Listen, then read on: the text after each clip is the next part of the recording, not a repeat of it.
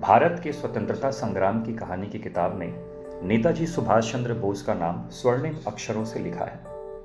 उनके जन्म दिवस के शुभ उपलक्ष्य पर हम नेताजी को अपनी श्रद्धांजलि देने के लिए शुरू कर रहे हैं एक नई ऑडियो सीरीज जिसका नाम है नेताजी भारतीय स्वाधीनता का जन्म, आपके अपने इस FM पर। भारत की स्वाधीनता संग्राम के इस महानतम योद्धा की कहानी, जिसके शौर्य और दूरदर्शिता की गाथा हिंदुस्तान के इतिहास में सदियों तक बार बार दोहराई जाएगी, हम भी उनकी जीवनी से प्रभावित होकर उनकी इस कहानी को अपने एक नए अंदाज में पेश कर रहे हैं, जिसमें तथ्य और मनोरंजन भी मिश्रित है। आशा करते हैं कि आपको ये पसंद आएगी। तो चलिए शुरू करते हैं ये खास ऑडियो सीरीज नेताजी भारतीय स्वाधीनता का जन्म, मेरे यानी RJ निकू और लेखक मनोज स्वामी के साथ आपके अपने इस FM पर। एपिसोड 1 अविरल। आसमान में जोर से बिजली कड़कती है और एक भविष्यवाणी होती है, arise, awake and stop not till the goal is reached. वर्ष 1902 में पूरी समुद्र के तट पर भीषण तूफान आया हुआ था और मूसलाधार बारिश भी हो रही थी। पूरी नगर की सारी जनता इस प्रकृति के प्रकोप से बचने के लिए अपने अपने घरों में घुसी बैठी थी। समुद्र की ऊंची और विशाल लहरें पूरी के समुद्र तट से टकराकर एक राक्षस की तरह दहाड़ मार रही थी। लहरों के इस भयंकर तांडव को देखकर सबकी जान निकली जा रही थी। लेकिन इस भीषण तूफान में भी समुद्र की तट पर 4 साल का नन्हा सुभाष समुद्र में उठती हुई गगनचुंबी लहरों को निर्भीक रूप से ताके जा रहा था। उसके कान में तो सिर्फ एक ही बात गूंज रही थी, arise, awake and stop not till the goal is reached. Subhash का परिवार जगन्नाथपुरी नगर की एक धर्मशाला में ठहरा हुआ था। रात को खाने के वक्त सुभाष की माँ प्रभावती देवी को ख्याल आया, अरे नन्हा सुभाष तो कहीं दिखाई नहीं दे रहा। उसके बाद सुभाष की खोज शुरू हुई, पर उसका धर्मशाला में कोई ठिकाना न मिला। नौकरों को उसकी तलाश में बाहर भेजा गया, लेकिन तेज़ बारिश और तूफान की वजह से सुभाष का खोज पाना मुमकिन न था। प्रभावती का तो रो रो कर बुरा हाल था। वह बार बार कहे जा रही थी, कोई मेरे सुभाष को खोज कर ला दो। पता नहीं वह इस वक्त किस हाल में होगा, पता नहीं वह बचेगा भी कि नहीं। सुभाष के बड़े भाई शरद चंद्र ने अपनी माँ को धैर्य बंधाते हुए कहा, माँ तुम चिंता मत करो, मैं जाता हूँ और सुभाष को अभी खोज कर लाता हूँ। नहीं, ऐसे खराब मौसम में कोई बाहर नहीं जाएगा। सुभाष मेरी अकेली संतान नहीं है। उसकी जान बचाने के लिए मैं अपनी किसी और संतान की जान खतरे में नहीं डाल सकता।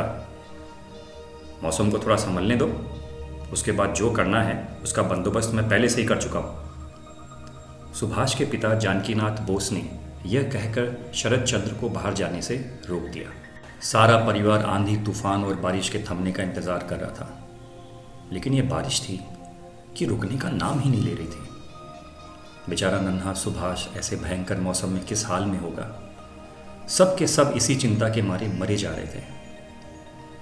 भोर तड़के जाकर जब बारिश ने सबको थोड़ी राहत दी, तो सब के सब सुभाष की खोज में चारों तरफ दौड़ पड़े। उम्मीद कम थी, पर जानकीनाथ एक बहुत ही प्रभावशाली व्यक्ति थे। जगन्नाथपुरी का सारा नगर निगम नन्हे सुभाष की खोज में लग गया। शरद चंद्र लेकिन समुद्र तट की दिशा में निकल पड़े। उन्हें अंदेशा था कि उनका चहेता छोटा भाई शायद वहीं मिलेगा, और वह सही भी निकले। समुद्र तट पर उन्होंने देखा कि उनका नन्हा सुभाष अब तक शांत हो चुकी समुद्र की लहरों के सामने खड़ा होकर सूरज की तरफ ताके जा रहा है। वह धीरे धीरे उसकी ओर बढ़े और बिल्कुल पास जाकर उन्होंने सुभाष से पूछा, तुम यहाँ क्या कर रहे हो सुभाष? सुभाष ने जवाब दिया, सूरज को उदय होते हुए देख रहा हूँ दादा। आप ठीक कहते थे कि आंधी आए या तूफान, सूरज अपने मकसद को पूरा करने के लिए ठीक सही वक्त पर उदय हो गया। मुझे मेरा मकसद मिल जाने दो, मैं भी अपने मकसद के साथ उदय होकर इसी सूरज की तरह अपने मकसद को पूरा करके ही चैन लूँगा दादा। शरद चंद्र ने अपने नन्हे भाई को गोद में उठाकर अपने गले से लगा लिया। पिछली सुबह उसी जगह पर उन दोनों के बीच हुई घटना उन्हें याद आ गई। सुभाष का परिवार कई बार कुछ दिनों की छुट्टियां बिताने पास ही के जगन्नाथपुरी धाम पर चला जाता था। वहाँ पर समुद्र तट भी था, जो कि सुभाष और शरद चंद्र बोस को बहुत पसंद था। दोनों भाई भोर तड़के ही समुद्र की तरफ टहलने चले जाते थे और फिर दोपहर का खाना खाकर वापस सांझ के वक्त भी समुद्र की ऊंची ऊंची लहरों का नज़ारा देखा करते थे। अगस्त का महीना था और बारिशों का मौसम भी। पिछली सुबह दोनों भाई सुबह के वक्त टहल रहे थे, तब शरद चंद्र ने स्वामी विवेकानंद की कही बात दोहराई, arise, awake and stop not till the goal is reached. और सुभाष से पूछा, इन पंक्तियों का मतलब समझे सुभाष? सुभाष ने गर्दन हिलाकर ना में जवाब दिया। शरद चंद्र ने कहा, जानते हो, यह पंक्तियां स्वामी विवेकानंद ने ठीक तुम्हारे जन्म के 3 दिन बाद कही थी। इस बात को सुनकर सुभाष की उत्सुकता थोड़ी बढ़ी और उन्होंने पूछा, इन पंक्तियों का क्या अर्थ है दादा? शरद चंद्र ने कहा, इन पंक्तियों का मतलब है कि जागो और अपने जीवन के मकसद को पहचानो। अपने मकसद को पूरा करने के लिए उठो और जब तक कि तुम्हारा मकसद पूरा ना हो जाए, उसको पूरा करने की अपनी कोशिश को जारी रखो और अपना मकसद पूरा होने तक रुकना नहीं। नन्हे सुभाष को अपने बड़े भाई की इन बातों का मतलब समझ में नहीं आया।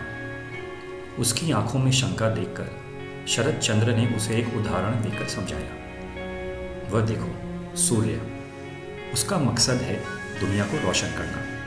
वह रोज तड़के उठकर अंधेरों को चीरते हुए बादलों के बाहर निकलता है ताकि हमें रोशनी मिल सके। पृथ्वी के सभी प्राणी उसकी ऊर्जा से जीवित रह पाए। वह बिना थके हुए सारा दिन हमें उजाले में रखता है और फिर सांझ होते ही पृथ्वी की दूसरी तरफ चला जाता है, वहाँ के जीवन को रोशन करने के लिए।